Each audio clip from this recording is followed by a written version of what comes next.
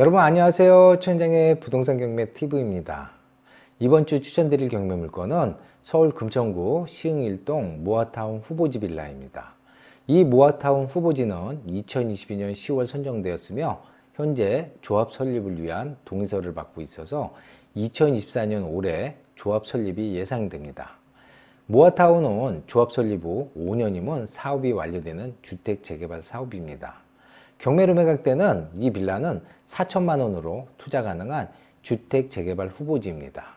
주택 재개발 투자는 일반 분양보다 아주 낮은 가격으로 아파트를 취득할 수 있는 유일한 투자 방법입니다. 최현장의 부동산 경매 TV 출발합니다.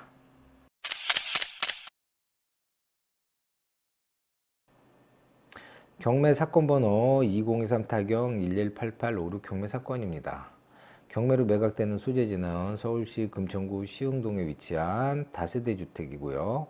건물의 면적은 9.06평, 토지의 면적은 5.66평입니다.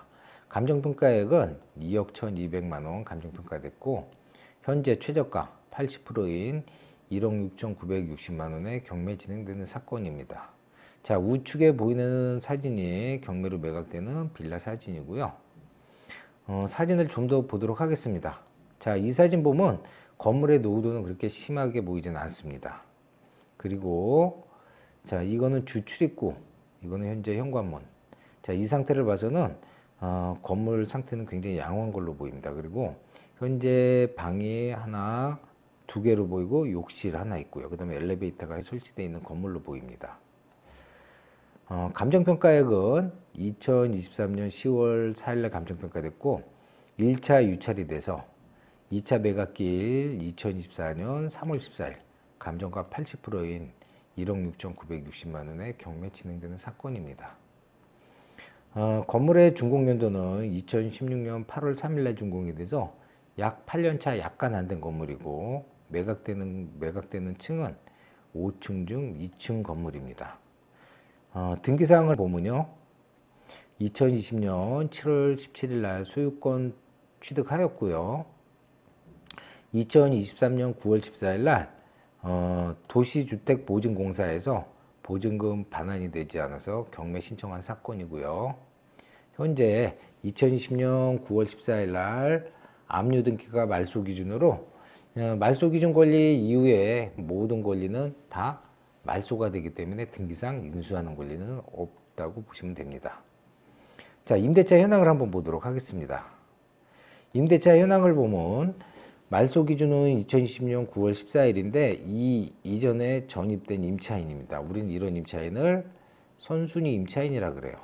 자, 선순위 임차인 같은 경우에는 보증금 1억 9,200만 원을 전액 또는 일부를 배당받지 못할 경우 낙찰자가 인수해야 됩니다.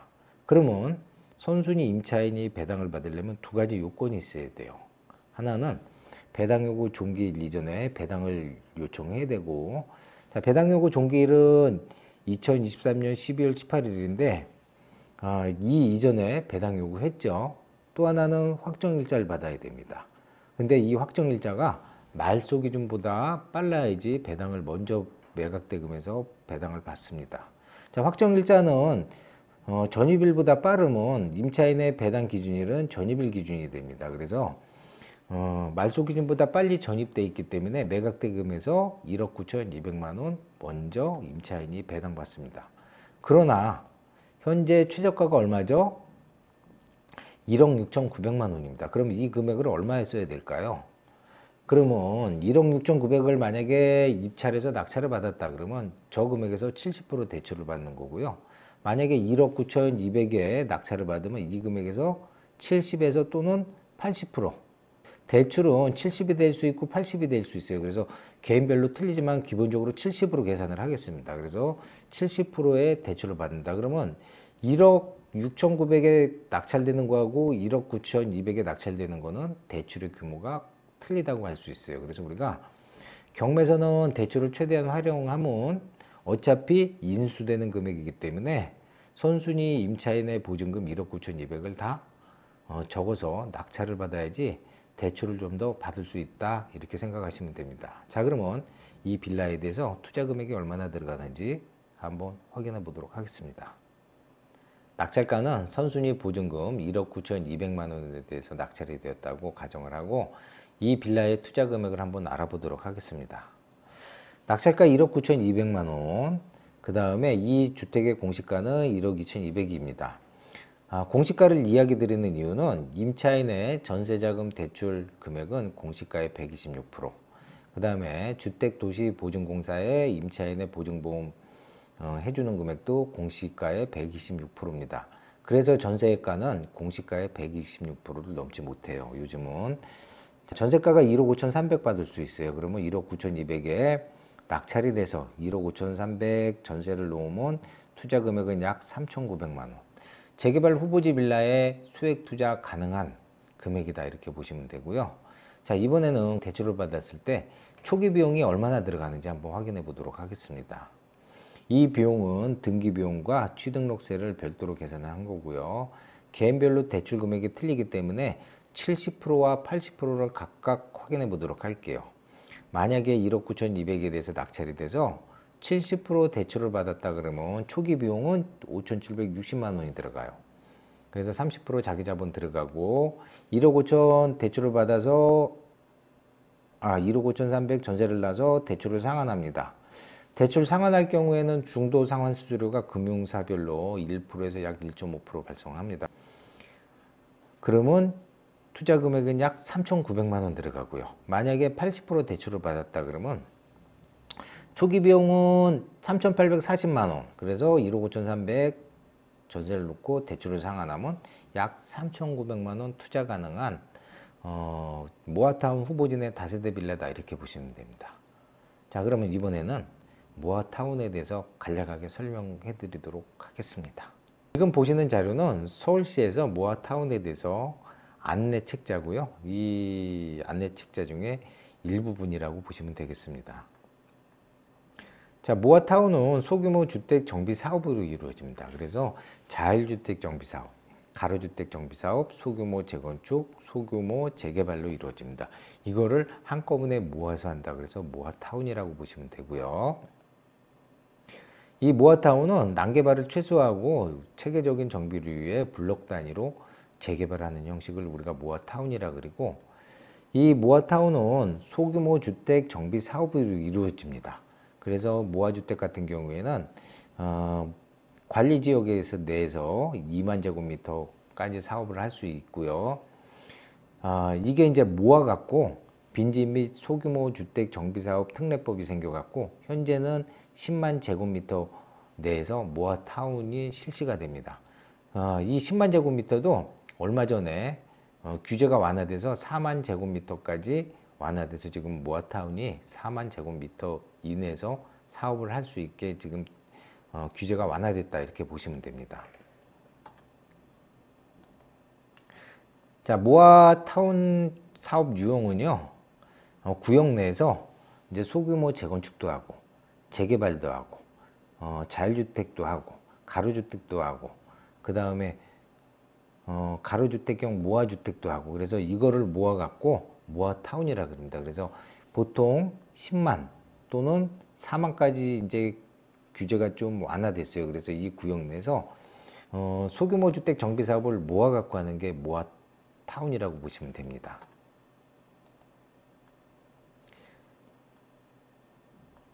소규모 주택 정비 사업 방식을 보면 이제 모아타운에서는 빈집 및 소규모 주택 정비 사업 관한 특례법으로 인해서 4개 소규모 주택 정비 사업을 모아 갖고 하고요.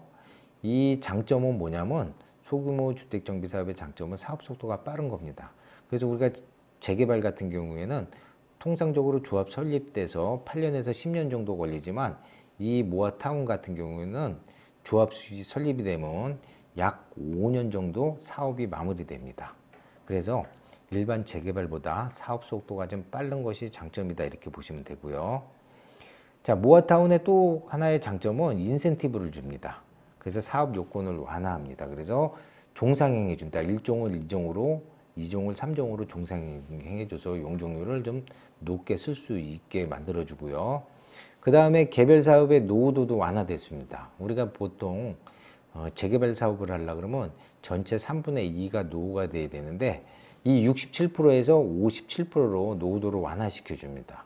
그 다음에 층수 규제도 완화시킵니다. 그래서 2종 7층 같은 경우에는 평균 13층으로 건축을 할 수 있고요. 그 다음에 기존 15층 규제에서 이 제한을 폐지시켰어요. 그래서 용적률만큼 층수를 올릴 수 있습니다. 그래서 소규모 주택 정비 사업보다 사업성이 훨씬 좋아진 사업이라고 보시면 되고요. 그 다음에 우리 모아타운 추진 절차는요, 보통 모아타운으로 선정되려면 두 가지 방식이 있어요. 하나는 공모 방식, 서울시에서 공모하는 공모 방식이고, 하나는 주민이 제안하는 방식이 있습니다. 이 공모나 제안 방식으로 가게 되면 공모는 30% 동의를 얻어서 서울시에다가 신청하는 방식이고요. 주민 제안 방식은 통상적으로 60% 동의를 얻어서 서울시에다 제안하는 방식이에요. 이 선정이 되면 관리계획이 수립이 되고요. 관리계획이 수립이 돼서 주민 공람이 끝나면 조합 설립 민가로 바로 들어갑니다. 조합 설립될 때는 전체 토지 건물의 4분의 3 동의가 있어야 되고요. 그 다음에 토지 소유자의 3분의 2 동의를 확보를 해야지 조합이 설립이 됩니다. 그 다음에 사업 시행과 관리 처분을 한꺼번에 통합 심의해 갖고, 그 다음에 2주 철거, 착공, 준공에 들어가요. 그래서 통상적으로 우리가 보통 보면 조합 설립부터 준공까지 약 5년 정도 걸리는 사업이다. 그러면 조합 설립도 5년 걸리기 때문에 우리가 이제 선정해서, 후보지 선정해서 이 조합 설립까지 가는 기간은 빠르면 1년, 늦으면 약 2년 정도 걸리기 때문에 모아타운 후보지 선정일부터 준공까지는 사업이 제대로만 되면 약 7년 정도 소요된다고 보시면 됩니다. 자, 이 밑에 사진은 중랑구의 지금 모아타운 후보지예요. 그래서 이게 관리계획이 수립되면 이제 이런 식으로 정비사업이 완료가 된다는 내용입니다. 그래서 이 모아타운은 보시면 여기 지금 구역 블록별로 이렇게 사업을 합니다. 블록별로 우리 소규모 주택 정비 사업을 해갖고 블록별로 해서 이거를 모아갖고 이렇게 모아타운으로 형성되는 게 이게 모아타운이에요. 그래서 사업성이 기존 소규모 주택 정비 사업보다는 훨씬 좋기 때문에 재개발이 좀 더 잘 되지 않을까 생각이 됩니다. 자, 그럼 이번에는 주변 지역에 대해서 한번 확인해 보도록 하겠습니다.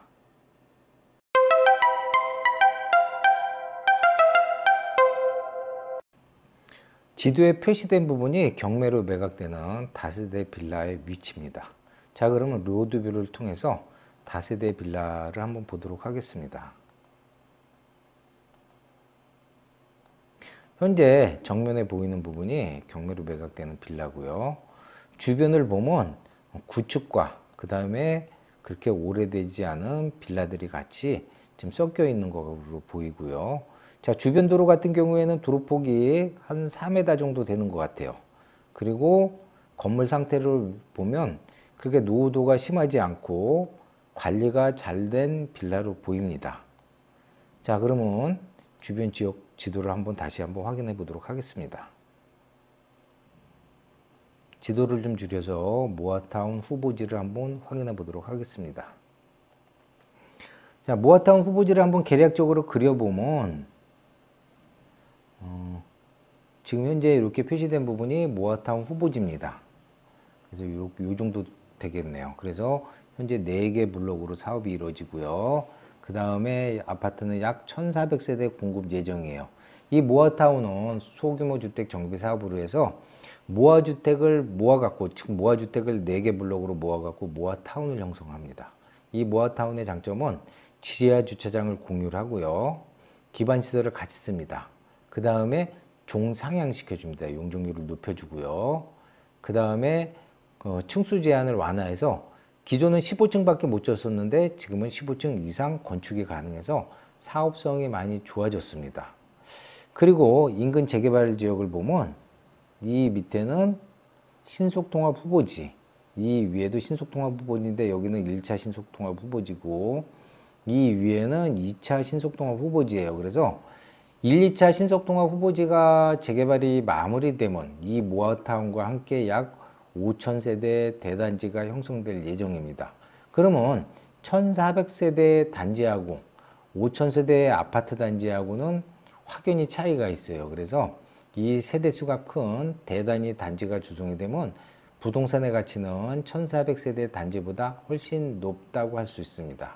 자, 그러면 줄여갖고 주변 기반 시설을 한번 확인해 보도록 할게요.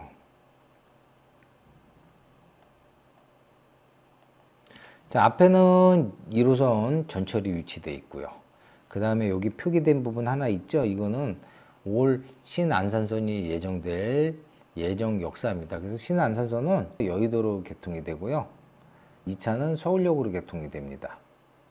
그 다음 신안산선은 안산에서 출발하는 거 하나 하고 송산 그린시티 아시죠? 송산에서 출발하는 2개 노선으로 움직입니다. 그래서 안산과 송산에서 출발하는 신안산선이 올해 개통이 돼서 여기 예정 역사가 들어설 예정이에요. 그래서 빌라와 이 예정 역사와 거리는 약 800m. 800m면 우리 도보로 걸어갈 수 있는 거리고 보통 준역세권이라 그럽니다. 그래서 해당 경매로 매각되는 빌라의 장점은 역세권으로 변경되는 재개발 예정지다. 자, 그 다음에 다시 한번 그려보면 여기가 신속통합, 여기가 모아타운, 그 다음에 이 지역이 신속통합이라서 이렇게 신속통합 1차, 2차 사업이 마무리가 되면 모아타운과 함께 약 5000세대 대형 아파트 단지로 변경되는 지역으로 변경이 됩니다. 그래서 대단위 아파트가 조성이 되면 부동산의 가치는 현재보다 더 높을 것이고, 그 다음에 신안산선이 개통되면 준역세권으로 인해서 역세권 아파트로 변경이 되는 재개발 구역이다, 이렇게 보시면 됩니다. 그래서 현재 경매로 매각되는 이 빌라의 가장 큰 장점은 소액으로 투자 가능한 재개발 후보지, 그 다음에 사업성이 좋은 재개발 후보지, 그 다음 대형 단지로 조성되는 재개발 구역이다, 이렇게 보시면 될 것 같습니다.